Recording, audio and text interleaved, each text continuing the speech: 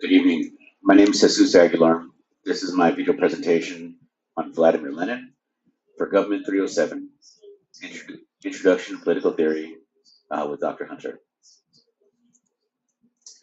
Today we examine the life and ideas of Vladimir Lenin, a revolutionary whose theories helped shape one of the 20th century's most authoritarian regimes. We approach this from a Christian perspective that values individual liberty, private property, democratic elections, and religious freedom, principles rooted in our founding documents and Christian heritage. Vladimir Ilyich Ulyanov, later known as Lenin, studied law but was expelled after 3 months for participating in a student protest. With his mother's assistance, he completed a first-class law degree externally at St. Petersburg University in 1891. His worldview formed amid the tensions of late Tsarist Russia, an autocratic system that restricted rights even for the educated. The 1881 execution of his older brother, Alexander, for plotting against the Tsar deeply radicalized him. Lenin witnessed rapid industrialization, widespread present poverty, the 1891-1892 famine, and the devastation of World War I. These experiences led him to view capitalism as inevitably doomed. After a Siberian exile and years in Western Europe, he concluded that Russia could bypass the full capitalist stage described by Karl Marx and move directly to socialism through a tightly organized revolution. Ball et al., 2025. Lenin built upon but significantly extended Marxist thought in What is to be Done, 1902, and later writings. He developed the concept of a disciplined vanguard party composed of professional revolutionaries to guide the working class. He argued in Imperialism, the highest stage of capitalism, 1996 or 1916, that monopoly capitalism made global war inevitable. In his famous 1917 April thesis, Lenin rejected that the provisional government and called for power to the Soviets, Council of Workers, Soldiers, and Peasants.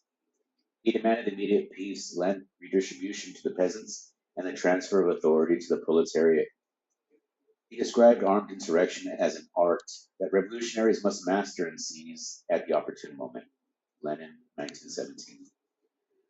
From a conservative standpoint, Lenin's vanguard party model stands in sharp contrast to the American constitutional system. Our founders designed a republic with separated powers and checks and balances precisely to prevent concentrated elite rule. Ball et al., 2025. Lenin's approach centralized authority in a small, ideologically driven party that in practice produced authoritarian control rather than the promised classless society. Does Lenin's communism belong in modern American society? Scholarly analysis conclude that it does not align with core American values of limited government, private property rights, and democratic consent. Lenin's system replaced individual liberty and free elections with one-party rule and a state seizure of the economy. Ball et al., 2025. From a Christian perspective, the incompatibility runs even deeper. Lenin embraced Marxist atheism, calling religion the opium of the people, and treating faith as an enemy of the revolution. Read 2018. Once in power, the Bolshevik regime pursued military anti-religious policies. A 1918 decree separated church and state and stripped the Russian Orthodox Church of property and banned religious education during the Red Terror, 1918-1922. Thousands of clergy and believers were executed. Historical records indicate that by the end of 1923, approximately 2,700 Orthodox priests, 3,400 nuns, and 2,000 monks had been killed. And many churches had been closed or destroyed. Act of Institute 2008. The regime targeted all religious institutions as part of its atheistic campaign. The state-sponsored persecution stands in sharp contrast to the biblical teaching that every person bears God's image and that justice flows from divine moral law, not state decree. In closing, Lenin's legacy serves as a cautionary tale. His ideas replace personal freedom and religious liberty with centralized control and ideological conformity. We can never know how things might have unfolded if different people had been in power, or if different decisions had been made. But to avoid the mistakes of the past, we must always be willing to put historical figures on trial.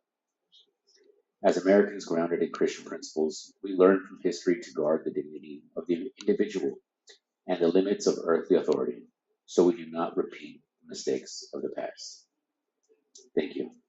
This concludes my presentation on Vladimir Lenin. Have a good day. God bless you.